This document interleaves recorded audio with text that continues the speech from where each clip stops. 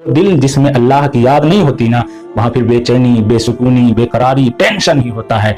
और जहां अल्लाह की याद होती है, अला बिज़िक्रिल्लाहि तत्मइन्नुल कुलूब, वहां फिर सुकून ही सुकून, इत्मीनान ही इत्मीनान, वहां चैन ही चैन होता है। इसलिए अपने दिलों में अल्लाह की याद को बसा लो, इंशाअल्लाह ताला आपको हमेशा खुशी, चैन, सुकून मिलता रहेगा। दोस्तों, एक इंसान के अंदर टेंशन, बेचैनी, बेसुकूनी दो तरह की पाई जाती है। एक तो वो जिसका रीजन उसे खुद पता होता है, जिसकी वजह उसे खुद पता होती है। फॉर एग्जाम्पल, किसी काम को उसे करना था, इतने दिन के अंदर करना था, महीना दिन के अंदर करना था, लेकिन वो नहीं कर पाया, तो उसे टेंशन होता है, बेचैनी होती है, बेसुकूनी होती है। किसी को एग्जाम पास करना था, क्रैक करना था, उसने अपना एक शेड्यूल तैयार किया, खाका तैयार किया कि एक महीने में इतना पढ़ना है, लेकिन वो नहीं पढ़ पाया, तो उसे टेंशन होता है, बेचैनी होती है, बेसुकूनी होती है। लेकिन एक बेचैनी, एक बेसुकूनी ऐसी होती है जो जिसका रीजन पता नहीं होता, जिसकी वजह पता नहीं होती कि आखिर ये क्यों है। अंदर एक खाली खाली सा, अल्लाह का दिया हुआ सब कुछ है, दौलत है, शोहरत है, ताकत है, नाम है, सब कुछ है, आल है, औलाद है, उसके बावजूद भी सुकून नहीं है।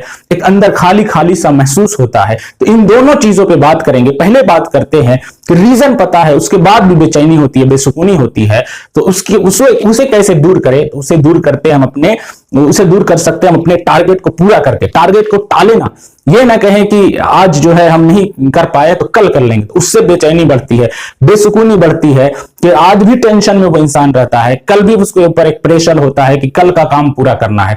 इसलिए आज का काम कल पर ना टाले, बल्कि अपने टारगेट को आप पूरा करते जाए। इसके लिए आप ये करो कि आप अपने आपका जो अपना टारगेट है, जो भी काम है, चाहे वो पढ़ाई है, चाहे किसी काम को करना है, तो उस टारगेट को टाइम पे पूरा करने की कोशिश करो। अगर वो टाइम पे पूरा नहीं होगा, आपको टेंशन होगा, बेचैनी होगी, बेसुकूनी होगी। इसलिए टारगेट भी अपना ऐसा बनाओ जिसको आप पा सको, जिसको अचीव कर सको। इतना बड़ा मत बना लो कि वो उतने दिन में अचीव ही ना हो सके, उतने दिन में पा ही ना सको उसको, तो फिर आपको टेंशन होगा, बेचैनी होगी, बेकरारी होगी कि मैंने एक तो कहा था कि 10 दिन में इतने चैप्टर पढ़ लूंगा, लेकिन यहां तो हुआ ही नहीं, 5 ही चैप्टर पढ़ा हूं, 10 पढ़ना था। इसी तरह काम करने में आप सोचो कि मैं इतना काम कर लूंगा एक महीने में, लेकिन वो हुआ नहीं। तो बड़ा टारगेट मत बनाओ, छोटे छोटे टारगेट बनाओ, गोल्स बनाओ, ताकि उसको जब आप अचीव कर लो तो आपके अंदर एक अजीब सी खुशी, एक ऐसा महसूस हो कि हाँ मैं कर सकता हूं। फिर आपको और कॉन्फिडेंस मिलेगा, आपका कॉन्फिडेंस लेवल भी और आगे बढ़ेगा, फिर आपको सुकून होगा, चैन होगा। तो ये वजह थी जिसका रीजन आपको पता हो कि क्यों बेचैनी है।